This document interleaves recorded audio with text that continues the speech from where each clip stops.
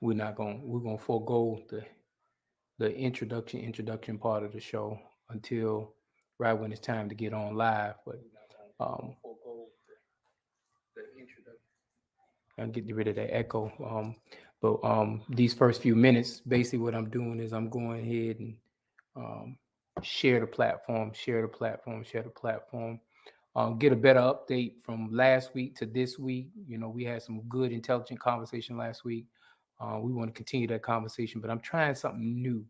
I'm trying to get in a few minutes before the hour to kind of see what the kind of crowd actually pushes out there. So, as normal, please share, share, share. And at the 8 o'clock moment, that's when I'm going to actually um, cue the music, cue everything, go live. We got a special conversation going on, so get your popcorn. In about 3 or 4 minutes, we're gonna go on full live and in living color to discuss what's gonna go down next week Tuesday. What's up for stake for next week Tuesday? What things are on the ballot? Who we should be looking for? Who we shouldn't be looking for? Um, how they're trying to buy the black vote in our community, not just in Savannah, Georgia, Chatham County, across the whole state of Georgia, how the black vote is trying to be bought. It's serious out here, y'all. It's real serious out here. We really, really, really, really need to be paying attention. And we've had record turnout as far as who's showing up to the polls. So stay tuned for this good, encouraging conversation as we go into Tuesday. I did not get a chance. I was on the road, so I didn't get a chance to get the closeout numbers, but I know we were close to about 17,000 votes 2 days ago. So hopefully we're right at the 20,000 vote mark. If we're at the 20,000 vote mark, we're a little over 10% as far as voter participation is concerned.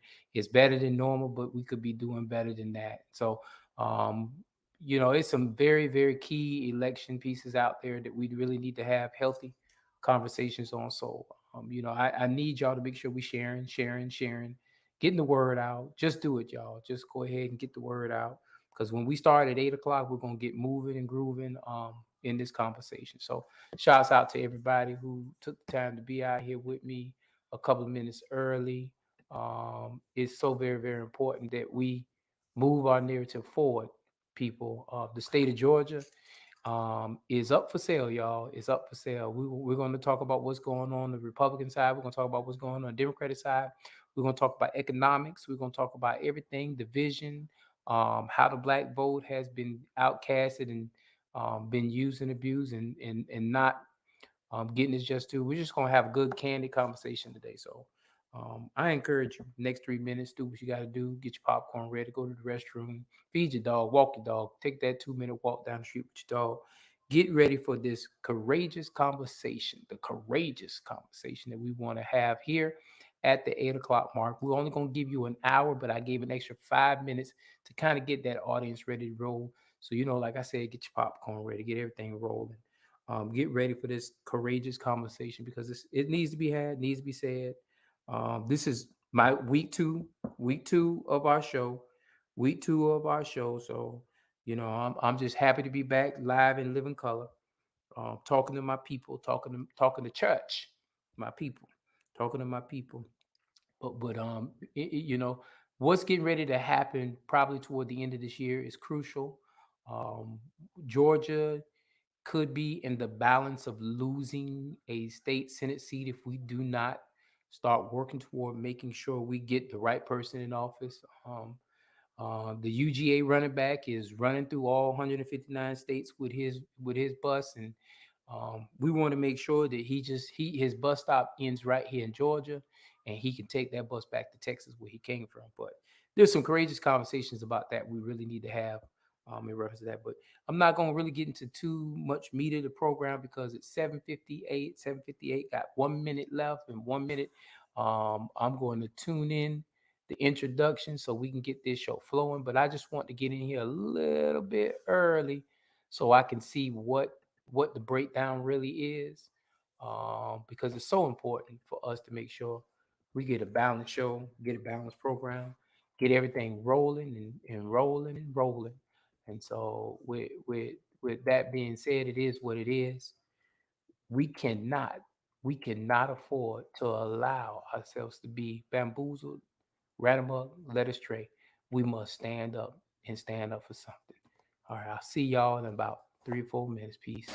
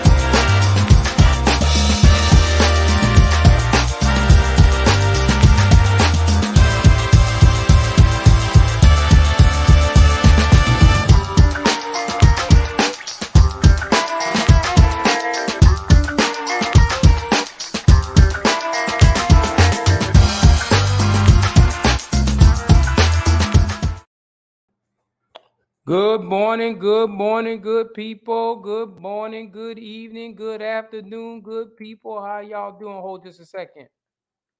The following show is a broadcast of ATR Media. The views, opinions, and statements made by the host and or their guests do not necessarily reflect the views of ATR Media or its sponsors. Okay, so we got the legalities out the way. Good afternoon, good evening, good morning, wherever you are. It is good somewhere out there, but we need to have a courageous conversation today. We had one last week, and this is show number 2, back in the saddle, and it's good to be back. But just being back is just not the answer. It's good to be back.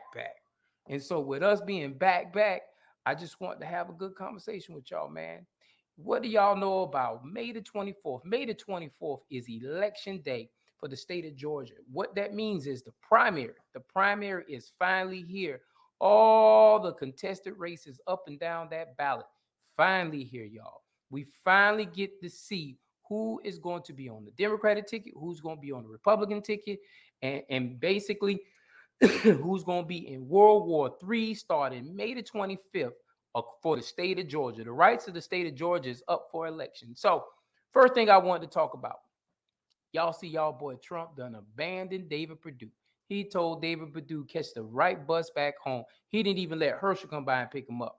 Did y'all see how Trump let David Perdue down? And so with that being said, we are probably looking forward to a Kemp versus Stacey election come for November the 8th, and it's going to be a shootout like no other. So we're looking at the governor who stole the election in 2018 running against the person who should be the governor, but has changed a complete strategy from 2018 to a whole new revolutionary strategy. So my thing is not to break down her strategy, because my thing is y'all conscious enough to get out there and learn what's different about her campaign and what's not the same according to what happened 4 years ago.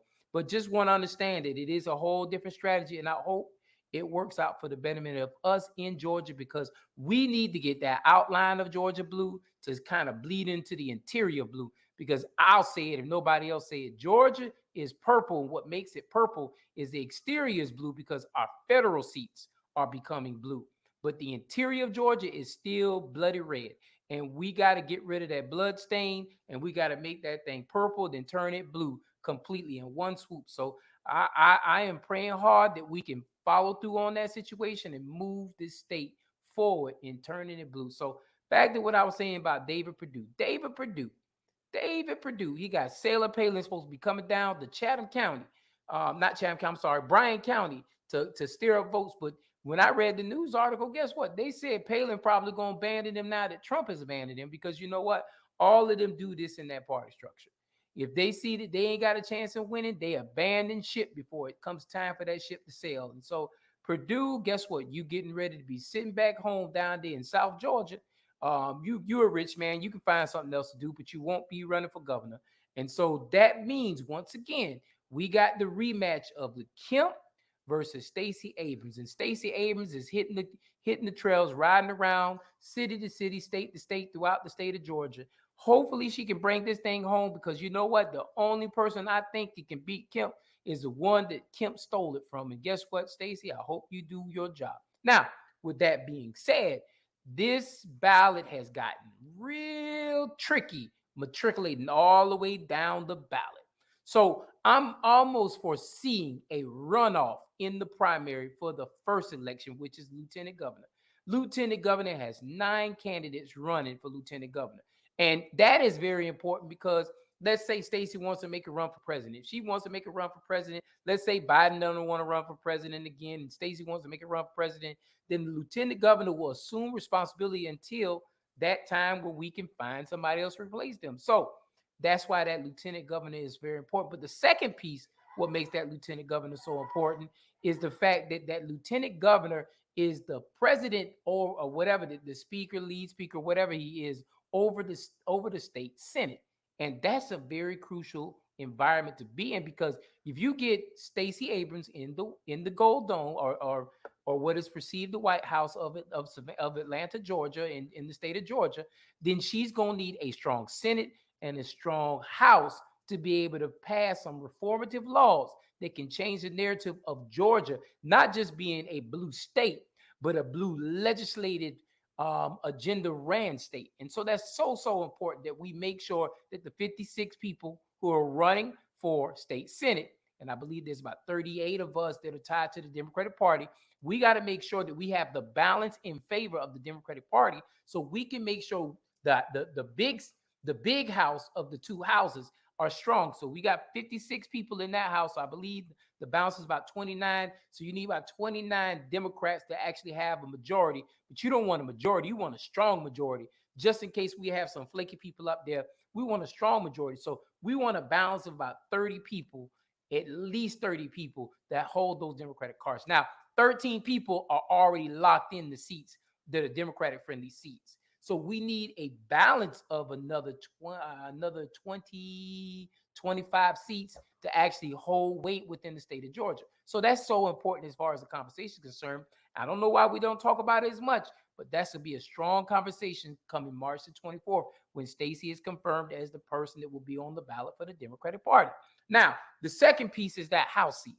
Those House seats are a little bit stronger, a little bit more House seats. We're talking about a balance of 100, I think it's 180 seats over there in the House. I'm talking about the State House. When you're talking about 180 seats in the State House, then we need to make sure that we have at least 95 to 100 of those seats in Democratic terms, as far as the balance being in charge in the small House as well.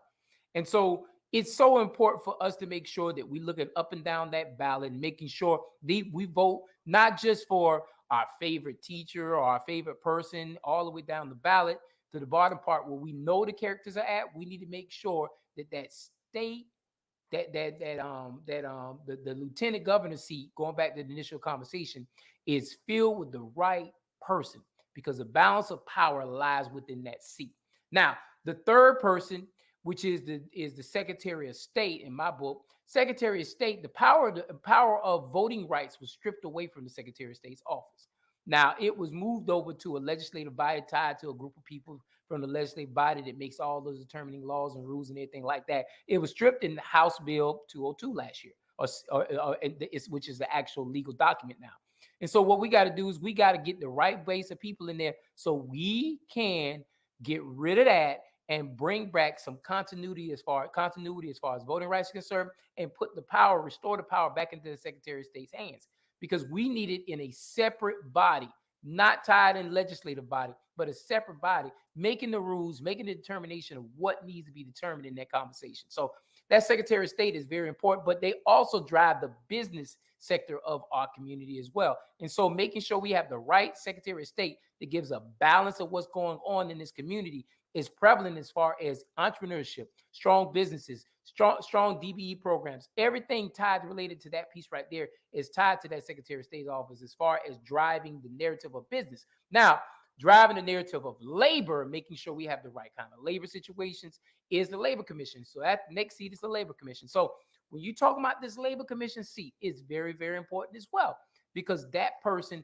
ensures that these jobs, the so-called economy and the so-called job that's out there prevalent in our community, that these jobs are getting into the right hands so we can move the narrative of poverty, crime, unemployment, even how bad the school system could be in our community. How we drive those narratives is having a good labor force out there, or a good means of being able to participate in a labor force out there. That's why that labor commission is so important. Now, I done heard promises of this and promises of that, and I'm not going to talk too much about those promises. One thing I can promise you is this: somebody need to open up all these buildings across the state of Georgia, because you know what? All these labor commission buildings have been closed going on 2 years. Now, I'm scared of COVID just like everybody else, but some way, somehow, we should have been doing a better job of getting the narrative of employment back out there. But we didn't have a good labor commissioner in the place. So now is the opportunity. Now is the time for us to be able to find somebody who's relevant to run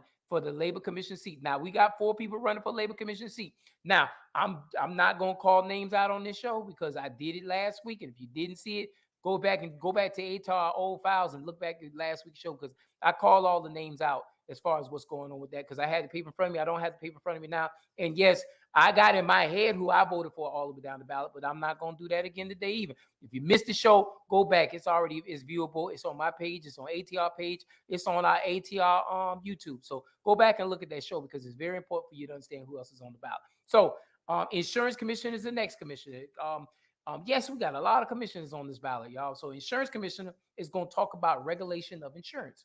And so we need somebody who's going to be in that office to make sure regulation insurance is fair and equitable for everybody. Now, we've been getting the railroad issues as far as insurance concerned, because the insurance commissioner can regulate their own rates. They can regulate their own terms. And so if you go back and look at them disclosure forms of the last few people who've been in that seat, they've been eating, and guess what? They've been eating off of me and you. And so whoever comes out of that Democratic Party, as far as insurance commission, I'm going to call them. If they don't come, they don't come. I can't argue with them, but I'm going to call them and say, hey, man, we need you to come down here and talk to South Georgia, because it's so important for us to talk about these insurance rates, because y'all don't think about the rural people. Y'all don't think about all these other people that's down here outside Metro Atlanta. It's so important for have these conversations. The next one is the Ag Commissioner. The Agriculture Commissioner is so important, because that is the elimination of food deserts. That is products as far as farming, as far as dairy products, as far as corn, as far as cotton, as far as any kind of product that is actually grown in the state of Georgia. And they say state of Georgia is one of them states that grow a lot of stuff. And so it's so important for us to make sure that we have the right agriculture commissioner in play. Once again, all these seats I'm calling out right now, if you go to my page, and I'll bring it to the top of my page after the Zoom.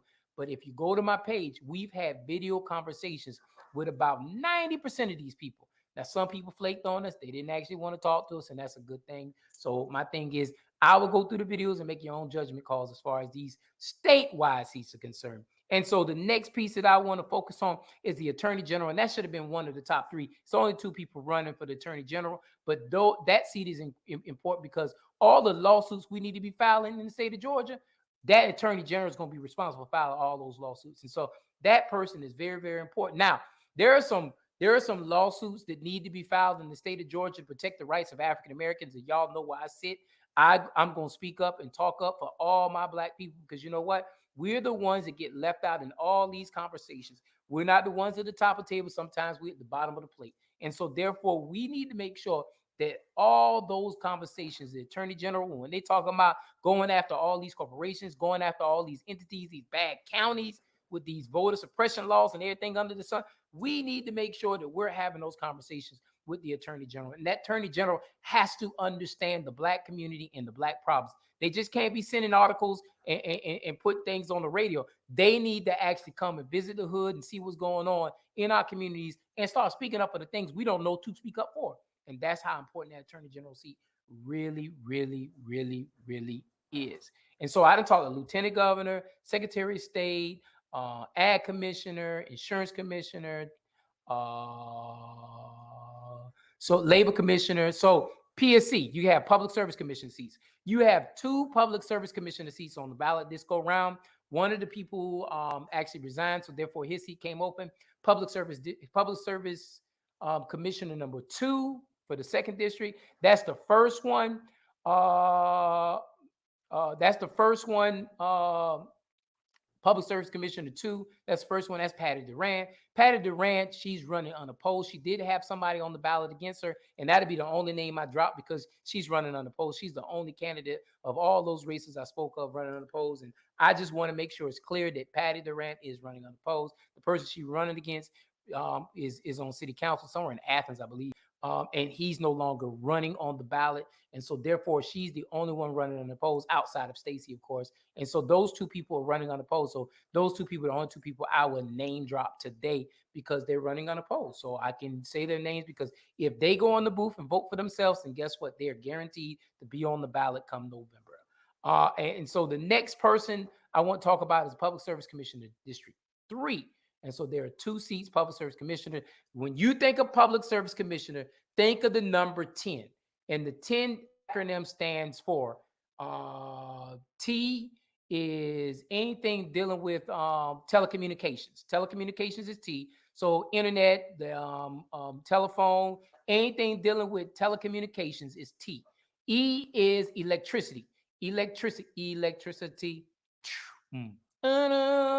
Electricity is the second point, and the last one is natural gas. And see, we don't talk as much about natural gas, but that's what the acronym. When you think about the Public Service Commissioner, I always throw out the acronym 10 because it's 10 items that associate with those 3 things, and I don't remember it offhand. But the acronym 10 always reminds me: telecommunications, electricity, and natural gas. Those are the 3 components that are held under the Public Service Commissioner.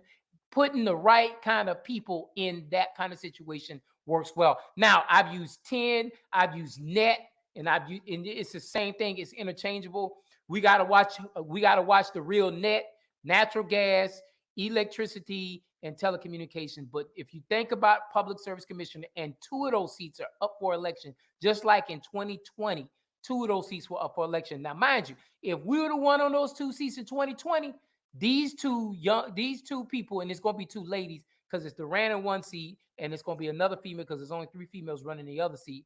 But between these 2 ladies, we could have fixed all our electricity problems, all our telecommunication problems, all our natural gas problems in 1 swoop come January of next month. But guess what? Now we got to wait another 4 years because those 2 seats come up in another 4 years because the Public Service Commission seat is a 6-year term. Unless you're fulfilling the expired term, it's a 6-year term. So the balance of power is going to be tied to a 6-year term in one of those seats, and the other seat will be 6 years. So what we got to make sure we keep a close eye on these Public Service Commission seats, because if we can flip 2, then we'll have 2 of 5 of the Public Service Commissions for the state of Georgia. And that puts us 1 step closer to being able, to fix the narrative of what's going on in the state of Georgia. So that's your Public Service Commission seats. Now, did I miss anything? Okay, back to our federal seats. All right, federal seats. I don't want to get too deep in the weeds of things. You have 3 people running for U.S. Congress. You have people talking about the insurrection back in January 6th. You have people talking about being fired up, ready to roll. And you also got people talking about military experience. So in my balance of my book, we have 3 qualified people that actually can run and be in that seat.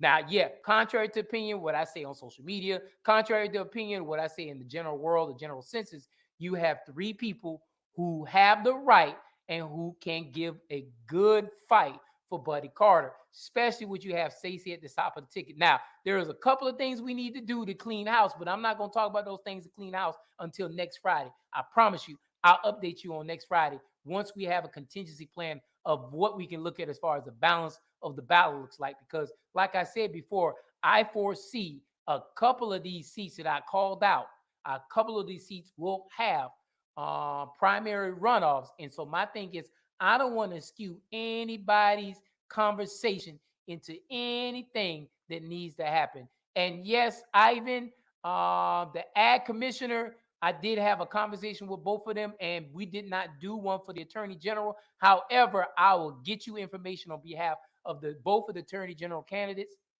so you can make a good opinion of who you think is best servant as far as in the attorney general's position is concerned. So that's the balance of the ballot for the state of Georgia.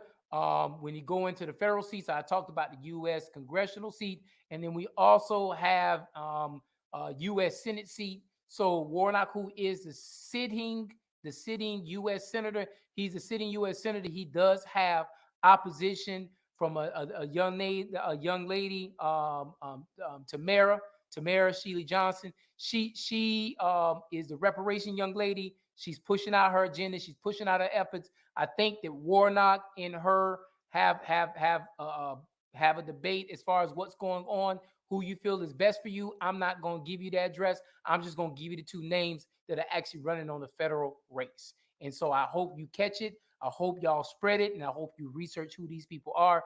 They have good platforms. One is already sitting in office, and one is trying to get in office. And so my thing is, in the balance of a true conversation, I do not want to lean one left to the right. And so I just want to make sure it's understood that there is a challenge between the two people right there. And so now we're going to maneuver back into local politics. In local politics, you have a plethora of judge seats and everything like that. And so one of these seats is ironic because it's a young man who I called and tried to give him help on some campaign stuff, understanding that didn't know what party he was from, anything like that, but he had a sign down. And when I called him, he didn't. When he answered the phone, I told him who I was. He said, "Well, okay, thank you, whatever." When I gave him help as far as trying to put his sign up, and he didn't want any help, and from that point forward, I have nothing to say to him. But I don't think that he's really running for this election. I think he's running for an election in 2 years. He's actually building his base up for that election in 2 years. And I had that conversation once he's out of the race next week, because I don't think he's gonna make it past Tuesday. But it's three men, so y'all have to figure out who I'm talking about. I'm not putting the name out there. Y'all figure it out. It's three people running. Y'all figure it out. Now, I will say that I was waiting on somebody to give me a call. He did not give me a call. However, and if you want to know what I'm talking about, you can catch last week's show. It tells you all these characters. I'm doing this on purpose to see if you're looking at my shows. If you're not looking at my shows, then you're not going to keep up with the energy.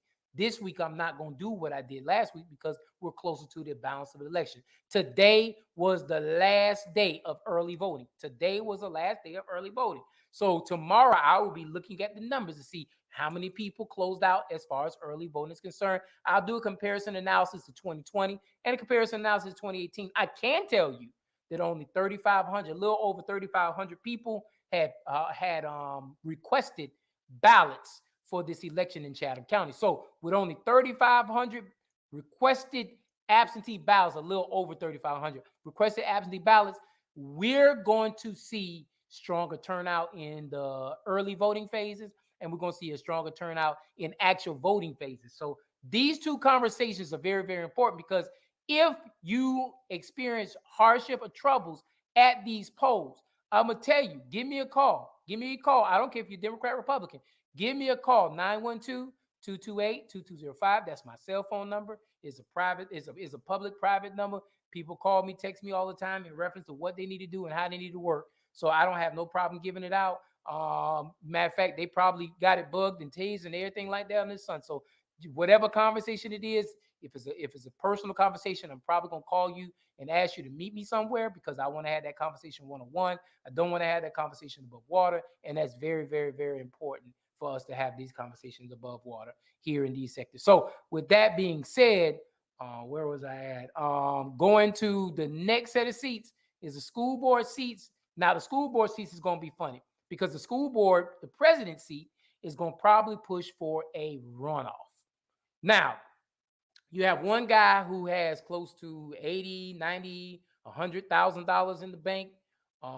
And my thing is, it's going to have a hard time getting anybody to cross over and vote for him. And so that situation is a moot point because of the money, because it's a nonpartisan seat, because Republicans and Democrats can vote for that seat. He's going to get the large majority in my thought process of the votes. And the other two people, one of the other two people will get the balance of the votes and will come in second. But I will tell you just like this, whichever one of the two in the balance of the votes coming second will actually be the one who wins it in the primary runoff. Because you know why? That race is really down the line against the have and the have-nots. And the haves are trying their hardest to make sure they control the haves. But the have-nots are going to show up and show out in that election. So I'm not going to give the balance. Now, if you want to know who I probably was favoring, you probably want to look at last week's show because I probably talked about it last week. But this week, I'm not talking about it. This week, all I'm doing is hyping you up to make sure you show up to the polls on Tuesday. I'm not going. If you want to know, I gave you my phone number. If you want to know who I voted for, or give you want to know what's the best balance or whatever case may be, I'll tell you who I voted for. But I cannot share with you. I cannot push you or encourage you to vote for the same people I voted for because that would be against my ethical code as far as what I do and what I say. Now, I will help you with the balance of understanding, like Mr. Ivan said. He didn't hear anything for the Ag Commission, and we have a show on the Democratic Party side. They have a show talking about that piece. So I will forward that link to you, Mr. Ivan. But as far as the Attorney General is concerned, what I would do is I will forward you 2 links. I will forward you each one of the candidates' links, and it'd be up to you to take the time to go ahead and look through their website, their page, and everything like that to kind of figure out which one's best for you. So back to our conversation, school board. So with that being said, the 4th district, which is uncontested, so Sean Cashmore will walk back in his seat. Once he goes in the booth and votes for himself, he's pretty much affirmed that he will be doing another 4 years in the school board. And the people out there in the 4th district, it would seem like y'all having some of the most expensive properties in the district as far as Chatham County is concerned. Y'all would want to know what the balance of that money and how it's flowing. Y'all will want to understand the best narrative. Now, mind you, if Sean Cashmore is the one that you want to go with, cool. I ain't got no quarrel with that. Me and Sean are good people. Sean and me have talked in the past. I have no quarrel with that. This is not endorsement, shout out for Sean or anything like that. But I just don't have an issue with Sean because Sean's always been a straight up guy. Anytime I've asked questions, anytime I've asked about a narrative, anything like that, he's always been straight up. Now, going to those contested races. Contested race number 1. Now, I can talk about these because these races are nonpartisan races. So I can talk about these open record conversation. You got in the 5th district, you got Teresa, Trey, and Paul. Teresa, Trey, and Paul. I like you, Trey, but I think, Trey, this might be a little bit over your head. Sis, I think that you just need to get back in the gut and try to learn what's going on in the political world, political realm. I don't take away from you as far as your political capital is concerned. I just want you to get a greater balance of what we need to be doing when it comes to school board. The next person is Teresa. Teresa, with much respect, I think you have the wisdom to be able to be the their narrator for the 5th district. I just don't think you have the support to make sure that makes that happen. I think Paul is a classmate of mine. Paul is Paul, even though I don't agree with everything Paul does, I think for the balance or the greater good of the 38,000 people in the system, I think Paul would best serve us as far as in that school board seat is concerned. And Paul, by no means, this is an endorsement. This is an accountability statement that I will hold you behind accountable. And so it's so important that, he was supported by Irene Hines. It's just a lot to overcome. I think Teresa is a great asset. I think she's got the union ties. I think she's got the knowledge, the working knowledge, and everything under the sun. But I think Paul is going to pull a balance out of it, and he's going to pull out the victory. And it's not going to require a runoff because I just think Paul is going to be able to get that 50 plus 1% to be able to take it out the gate. Now, the next seat, because I've already talked to president.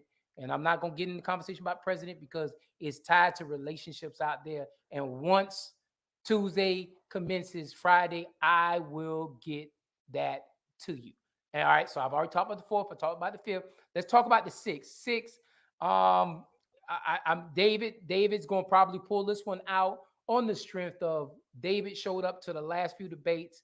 The young man, I listened to him. I had conversations with him, everything like that. Even in some of those conversations, I tried to advise him because I know his family, and I'm talking about Mr. Paget. I know his family. I know his roots. I know where he comes from. Strong brother. I just don't think this time right here, he's going to be able to pull it out over David Brigham because my thing is, it's too much to overcome. Now, you may have David in the corner. You may have David conversating, but David was free flowing in the church the other day, and I think that's going to pull it out for him.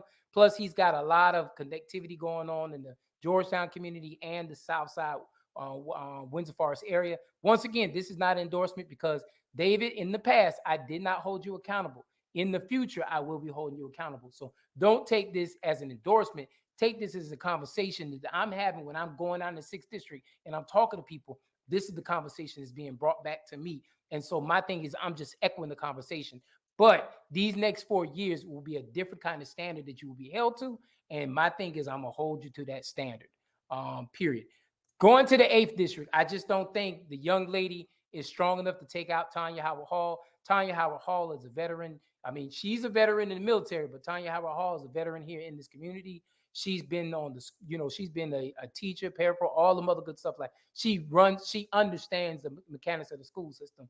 I even told somebody else that Polly had a better chance in the school board president race than she does in the 8th district, because in the 8th district is just too much to overcome. I think Port Wentworth is strong for Tanya. Garden City is strong for Tanya. Augusta Ave is strong for Tanya. The Highlands is strong for Tanya. All these areas are strong for Tanya. So it's going to be a real hard cliche to actually overcome Tanya in her backyard.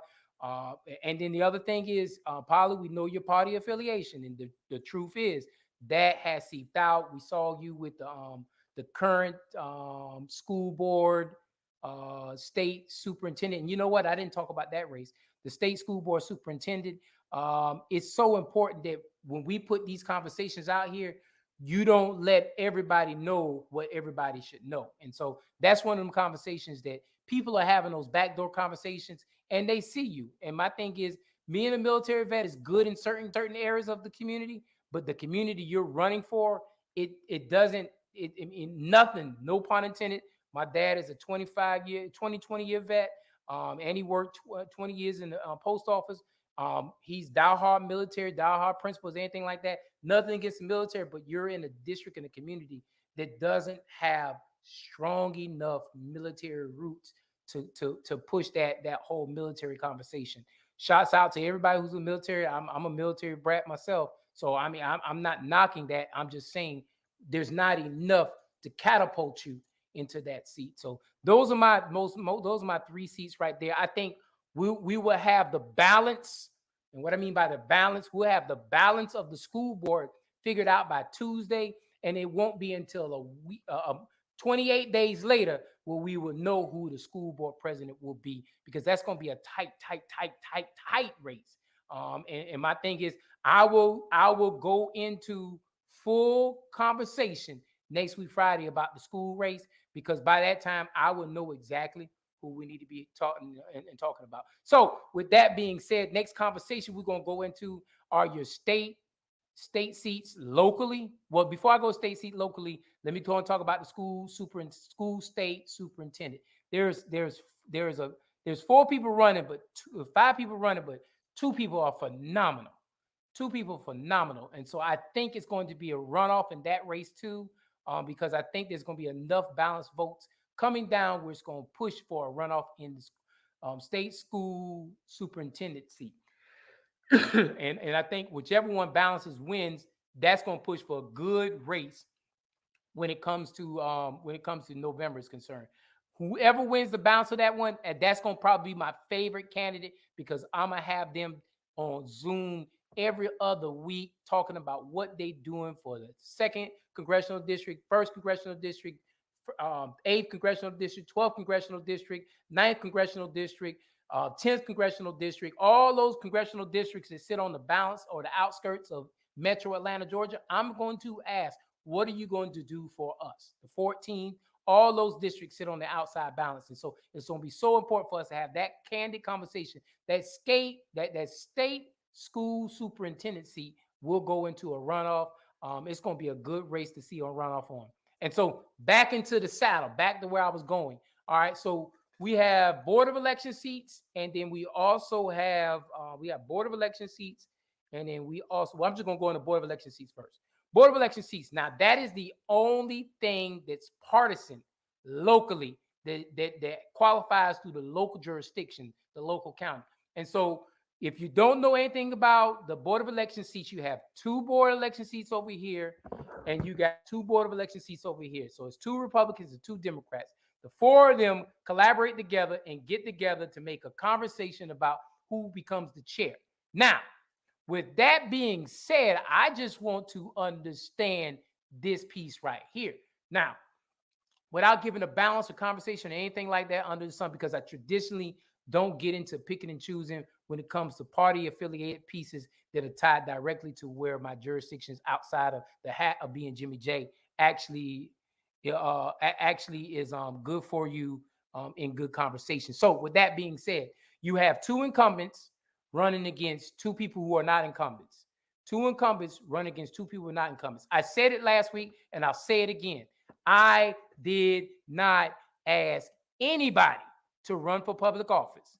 People come to me and they say, James, do you think I should run? And yes, I could say, nah, I think we're in a good shape as far as what we're running for. No, I didn't do that. I made sure all 4 candidates got qualified because that's my job. My job is to make sure everybody gets qualified. That's my only job. We did that in 2020. We did that in 2022. And I don't know who's going to be in charge in 2024, but I'm going to make sure that we do that in 2024 as well, too, because I'm going to encourage everybody named Mama to run for county commission. I'm going to encourage everybody named Mama to run for tax commission. I'm going to encourage everybody named Mama to run for sheriff. We've already got 2 or 3 people already talking about running for sheriff against Johnny Welcher. So Johnny, better get your shoots ready because we got a couple people ready, geared up, ready to run against you for sheriff. And so the other piece is the coroner. And these seats right here, all 6, 7, 8, 9, 10, 11 seats right here will be up for election in 2024. And they can qualify through partisanship, through the party. It's the greatest fundraiser in the world. And you know who taught me that? The DPG. Yes, we call that the greatest fundraiser because you know what? We encourage as many people as possible to run for public office because you know what that did? You know what that did by encouraging people to run for office? It increased the number of people showing up to vote. And that is so important that we need to make sure these things happen. So I'm just fast forwarding it. 2024, we're going to have that courageous conversation because I don't know who's going to be in charge of the party then. But locally speaking, we will make sure all those seats are contested the way they need to be contested. I assure you that. Now, I can promise that because you know what? I'll make sure that whenever that qualifying period is, whether I'm invited or not, I'll be there that whole week just to ensure that everybody gets their just due as far as running for public office. And I did not skip over in 2023, City of Savannah. So y'all tired of these issues in City of Savannah? I said it in the text. I said it in a message the other day. If you're tired of the balance of City of Savannah, now mind you, I'm not going to sit here and say the 6 are right and the 3 are right. I'm not going to sit there. I think all 9 people need to go into a room, put the gloves on, shut the door, and come out as mutually understanding we all serve Savannah. Now, I'm not going to sit here. I know I'm going to get cussed out because they're going to say, well, James, you shouldn't say that because you know it's unfair on this side. And then the other side, they ain't even going to call me. I understand it, but I'm going to be nonpartisan, non-partial in my conversation because you know what? I think justice is going to be served come November of 2023 when we get the right people showing up to the ballot to run for office in August of 2020, August of 2023. So in August they qualify, in November they run. And guess what? Garden City is going to be up for election, and I see that Garden City is going to end up just like Port Wentworth. Now y'all can dog out Port Wentworth. We're going to Port Wentworth, but they've been getting along quite well lately. You know what the problem was in Port Wentworth? You had a group of people who was in control, and eating off another group of people who had no idea they were being eaten on and no idea that they had control in the numbers and everything like that. And they just poof, woke up and said, guess what? We want to control the narrative. And all they did was change the conversation. You know what I'm saying? So change the conversation. I wasn't in that room, so I can't say if it was done or not. So all they did was change the narrative, change the conversation. So you know what? Guess what? The balance will be challenged. The balance will be challenged. The balance will be challenged. And we're going to keep challenging these balances and challenge these balances until we can't balance no more. And my thing is, I'm going to have my conversation with you. And watch this. I'm going to attempt to conversate with you. And if you don't attempt to answer my phone call, then I'm going to attempt to remove you. That's how I'm playing it now. From now on, 2023. I didn't say it before. I am no longer bound by the local chair seat after this year here. So that means my politics become freestanding politics in Chatham County. And that's in any jurisdiction in Chatham County. And so Garden City, Savannah, City of Savannah, Port Wentworth has a couple of seats up too. Bloomingdale is closed. Tybee Island, I think, has a couple of seats as well. Thunderbolt, I think, is closed. I've seen like I'm missing somebody. Pooler seats are up too. And y'all better hope I win, because if I don't win, I might run for Pooler City Council. Because you know what? I'm just enjoying just running and just causing all kind of chaos. It gives me an opportunity to be able to talk and speak freely. And you know what? This is the best $400 ever spent, because guess what? Starting in June, when I really start doing what I need to do, that's when I'm going to really have fun. Because guess what? I don't care about winning. I care about running, because the simple fact is nobody stepped up to run. And everybody and their mama has come up to me and said, well, Jay, can you even win that seat?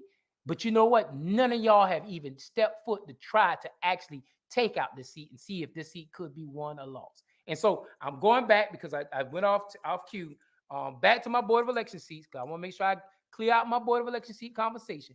Back to my Board of Election seats. So with regards to those Board of Election seats, they're very, very important, because the balance of power within our confine is structured through the Board of Election seats. So if the last 4 years you've been going to the voting booth and you have not seen any progress, you need to talk to those Board of Election people, because the Board of Elections has the power to move seats around and actually change where we need to be changing, and moving the narrative forward. And so it's so important that we have these courageous conversations, because when we have these courageous conversations, we can change the narrative. And the Board of Elections is probably the most important seats on the ballot, especially coming from this election cycle, because they're the ones who control the narrative of all the ballot pieces. And so when we have these conversations, these courageous conversations, as one of my good friends like to say, courageous conversations. As we have these courageous conversations, the Board of Election probably is the greatest balance seat that we can come up with, because I want it to be clear. I want this to be clear, crystal clear. The people we elected in 2018 went against the community. The community wanted a change at the leadership from the Board of Elections. The community wanted a change of leadership at the Board of Elections. I'm going to say it again, because y'all didn't care. Y'all need to go back and read and research. See, y'all don't talk about this and y'all don't have these conversations. But the community had expressed they wanted change in 2019 when we elected brand new Board of Elections people. We wanted a change of leadership with the Board of Elections. We did not get it. The same Thomas Mahoney, and I will say his name because he is the only person on the Board of Election that is not elected. He is appointed, and he was reappointed after we went through a debacle in 2018's election. After the 2018's election was stolen, it was all kind of situations that was privy to the current board chair for the Board of Elections, Thomas Mahoney. He was a Board of Elections chair going into 2018. During the Stacey Abrams election, he was a chair. He did all kind of erroneous things in 2018 during that election cycle. And the people who got put on the Board of Elections, in 2018, the people who won, and I'm talking Democrats and Republicans, the people who won in 2018 reappointed Thomas Mahoney, who messed up the 2018 elections in Chatham County. But y'all don't talk about that. Y'all don't talk about that. I don't hear that conversation being mentioned. But those same four people are responsible for giving us Thomas Mahoney back. And we had issues with the Board of Elections in 2019 when the city of Savannah election was going on. We had issues in 2020 when Chatham County election was going on. And we had issues in 2021 probably. And we just didn't discuss it loud enough because we had some changes. The same issues. So my thing is, if the same issues are concerned, then we need to look at the balance of those people who are running for public office.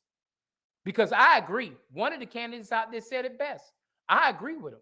There's no transparency. But within the transparency, you go back to 2018, when we elected these people, they brought back the same person who should have not had the opportunity to get reelected. Now, I ain't saying no names other than Thomas Mahoney, but if you want to know, you can Google those people who got elected in 2018 and come to your own conclusion. And I can guarantee the Republicans feel the same way about what I'm just saying, because you know what? They got this shit into the stick too. I'm sorry. I cuss. I apologize. They got the bad end of the stick too. And so guess what? If we're not willing to step up and learn how important these seats are, we're going to keep getting the same crap that we've always been getting. Now, once again, I ain't calling no names out, but everything is researchable. All you got to do is put in 2018 Board of Election candidates that won, and booyah, there's the information right there. And if we're not willing to do that, because we don't want to have them courageous conversations, we don't want to call out the balance of power and people like that, because people know how to talk good in front of us and do all that stuff like this. Like I said before, I agree with what one of the candidates says. One of the candidates said, I'm telling you, there's no transparency. And I called it out. And I said, you know what? I meant to call Billy, I'll give you a call on Monday. I meant to call the Board of Elections people about that, but I got caught up on the road. But guess what? That's right. There is no transparency. When you look at the minutes are unreadable. The minutes are unreadable. When you go to the minutes, they're unreadable. So you mean to tell me y'all having meetings for 25, 30 minutes and y'all got 3 or 4 lines and that's the best you can give me? My thing is, you're talking about the votes for the county. The most important piece, the voting, these are the people make decisions on everything dealing with the county as far as voting is concerned. They make a decision on the budget for the board. They make a decision on the personnel. They make a decision on the supervisor, the leader. They make a decisions on balance of votes and all the other good stuff like that. And we get the wrong superintendent in there, and shouts out Billy. I think Billy has done a phenomenal job the last 4 or 5 months. But we get the wrong people in them seats, they're going to get rid of Billy. And Billy has done more for black people. I'm going to say it for right. He's done more for black people and the votes going on to black people than the last 15 years that we've been getting from the other person. But y'all won't look into that. You know what I'm saying? And I won't be surprised the wrong people get in office, they're going to get rid of Billy. And if they get rid of Billy, shame on y'all for not researching to find out who you should be voting when it comes to the Board of Elections. I ain't calling no names out. Everything is out there in writing. There is no need for me to call out. If you Google Board of Elections in 2018, in November, you will find out who won. If you Google in January of 2019, you will find out who got reappointed. It was probably January, February, who got reappointed amongst issues with regards to Stacey Abrams getting reelected. Now, I'm going to put all that together. What are y'all going to do about that conversation? I bet you y'all won't go and do the research to find out who you should really be voting for. Because the Board of Elections is probably the most greatest assets and the most greatest failure when it comes to the voting process in Chatham County. There's no way we should be suffering as far as the suffrage we go through when it comes to voting rights. When was the last time? Every time you ask the Board of Elections in the past, and I agree with that person. Yeah, I mean, it's not transparent. Every time I have asked the questions with regards to voting precincts, not having enough machines, or not having the power, or not having the right people working in those offices or those polls, or not having this right here. The best you can come with is saying the fact that the Democratic Party didn't come up with poll watchers this year. We don't ever do poll watchers this early in the game. It's early in the game because you know what? It's Democrat versus Democrat, Republican versus Republican. The reason why you have 70 Republicans out there trying to keep a balance on this piece right here, because all their major races are contended races, and they have a split in the Republican Party. So therefore, that's why they're showing up in drones to make sure they fix that problem. That's not a problem in the Democratic Party. Well, it shouldn't be a problem. Now, there's a lot of other issues we should be addressing, but I'm not bringing that conversation here. I will talk about it next week, Friday, though, because there's a lot of shenanigans going on out here. But I'll talk about that next week, Friday, if I need to. See, that's where we keep losing out at. We are not following the real conversation because we get caught up in the bow tie, the show tie, and all the other crap tie. But we need to be making sure we follow what we need to be following. And the balance of that is the balance of power. And the biggest part of the balance of power is this: the GOP is smart. They are working on fixating the narrative to keep the governor in play. They're doing that through the Board of Elections. You know how they're doing that through our Board of Elections? By the balance of power about who they put as far as in those two seats. And then the two seats work together, the two Democrats and two Republicans. In 2019, they appointed a board chair. And that board chair was the same board chair that messed up the election results in 2018. So are we going to look at the fact that if this man gets put in office a third or fourth term, who's really at fault? You can't say you didn't know about it, because my thing is we're going to know who went out there and voted and who didn't go out there and vote. If you're not willing to understand and learn the balance of this conversation, then you're not taking the time. I can tell you right now, we've been more, you've heard more vocalization comes onto the board and more transparency coming onto the board the last 4 months than we've ever had the last 8 years. The last person who was transparent, God bless the dead, was Ms. Jones. Ms. Jones was probably the last, and then she stayed in that seat past her balance, but she probably was the most transparent person out there on the board. But if we're not following the numbers, we're not following the rules, then we're going to keep losing. And I can talk about the Board of Elections. You know why? Because the Board of Elections is qualified through the Democratic Party locally. And I'm not calling any names out. I will congratulate those two people who win, whether it's an incumbent or whether it's not an incumbent. I will go ahead and give them congratulations. And as far as that's concerned, but we got to stop playing politics in our own camp.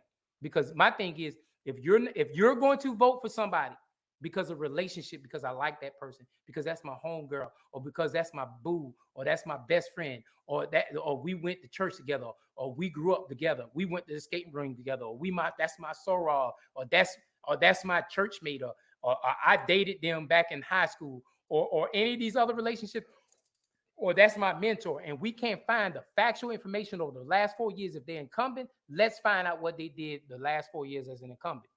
If they didn't do nothing as an incumbent, why would you put them back in office? I'm the biggest fan as far as getting new people when our people are not doing the job. And if they're not incumbent, then guess what? Let's give them people an opportunity to rise to the top, because cream always rises to the top.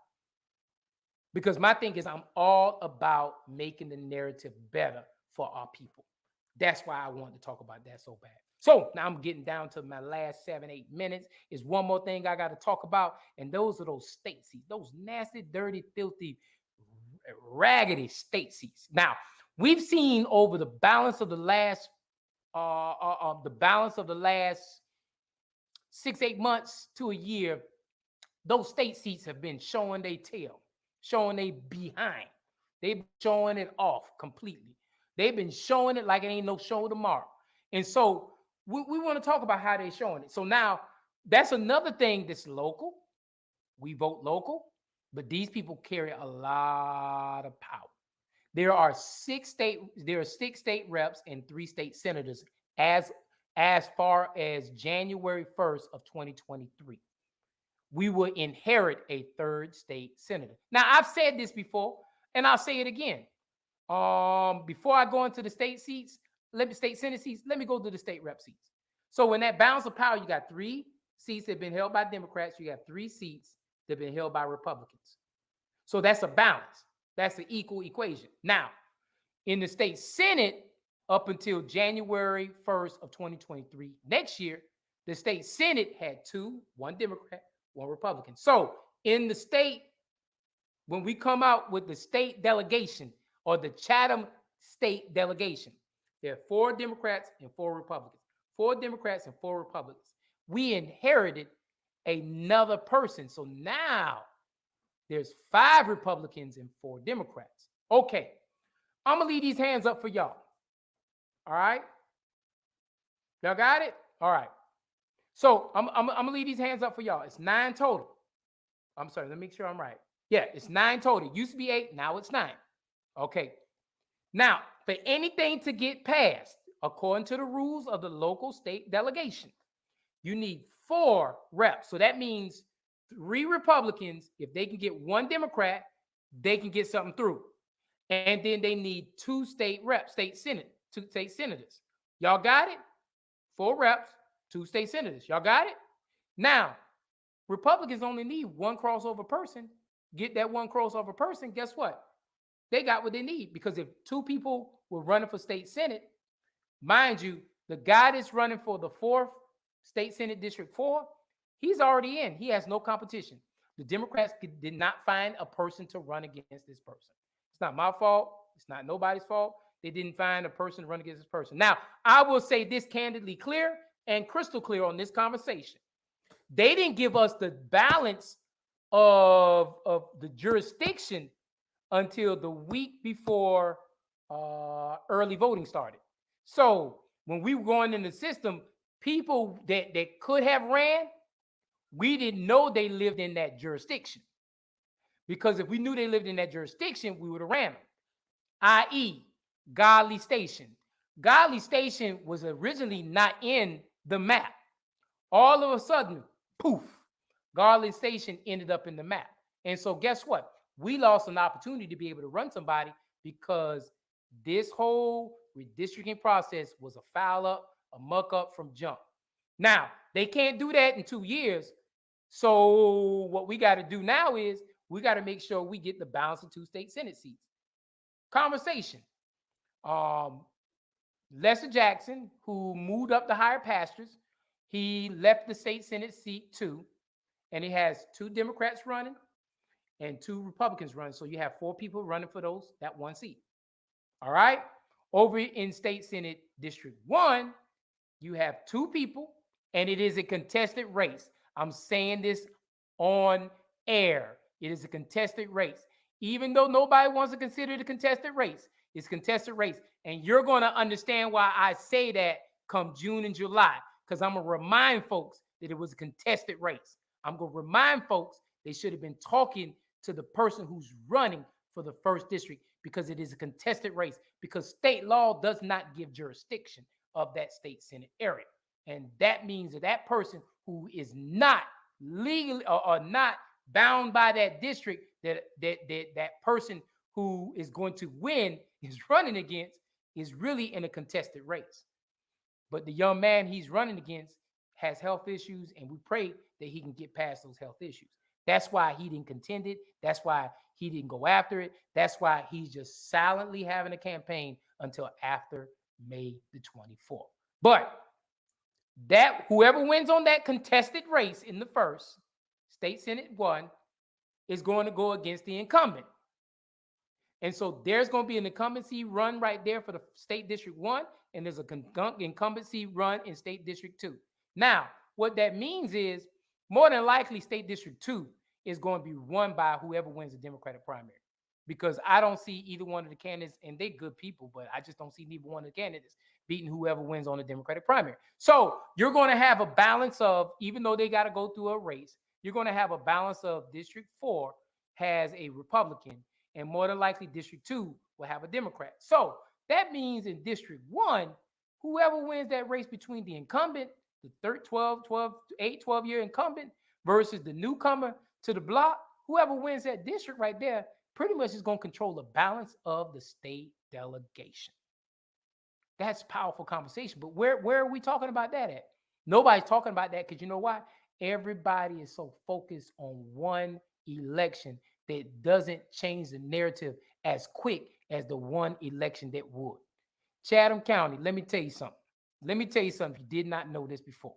The state delegation has way more power and authority of what goes on locally with your dollars than the federal seat of the 1st congressional district.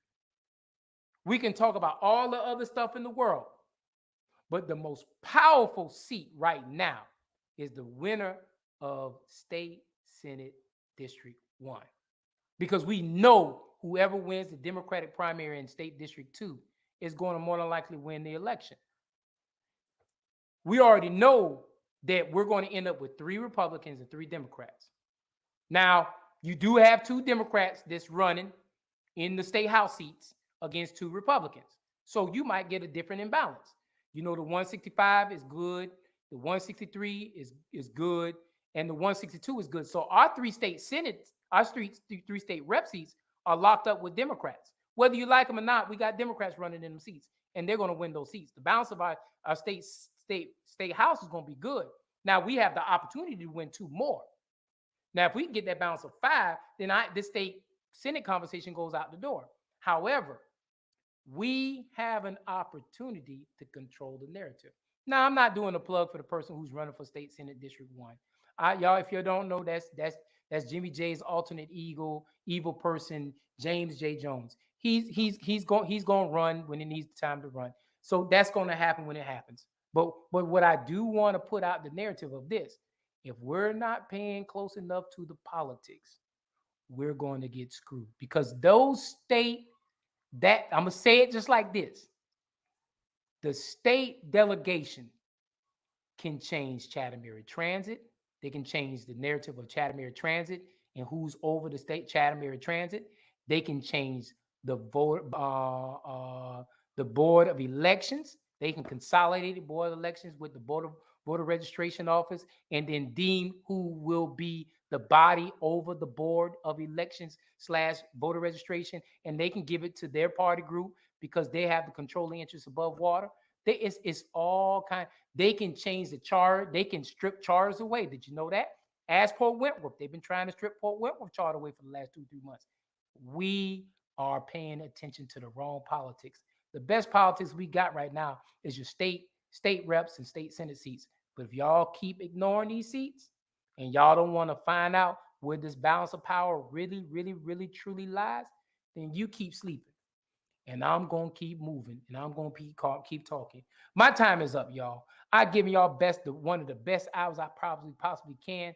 If y'all can't do anything, if you have not voted already, if you still contemplating on voting, I just ask you, just go into the polls, start at the top of the page, and just check off the people you know, or check off the people you trust, or check off the people that you think can do right by us. Don't take no sheet in there. Don't take no sheet unless you done did your research on that sheet.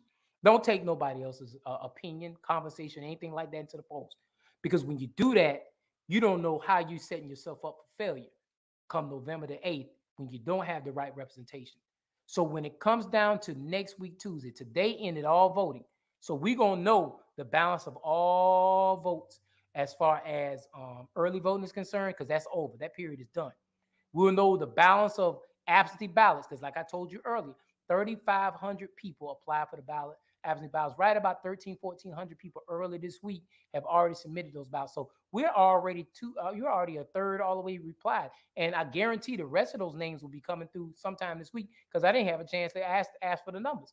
But understand this, when I say this, and I say it loud and clear, whatever you do everything you possibly can. If you have not had a chance to turn in an absentee ballot or been able to go early voting, do everything you possibly can to go into the polls. You got to go to your polls. You can't go to Eisenhower. You can't go to any other polls but your own individual polls. Go to your polls. Go to myvoterpage.com. Go to the Secretary of State page. Find out where you need to be voting at. I didn't say my number before. Just text me, 912-228-2205. I'm not answering the phone, but if you text me, I'll text you the link, and I'll tell you how to get on there. Please make sure that you do what is necessary. Do what is right when it comes to this conversation. I appreciate y'all taking the time to listen to me. I'll see y'all next Friday, and I'll see you at the polls on next week, Tuesday. Peace, y'all. Y'all be good. Pardon me. Pardon me. Pardon me.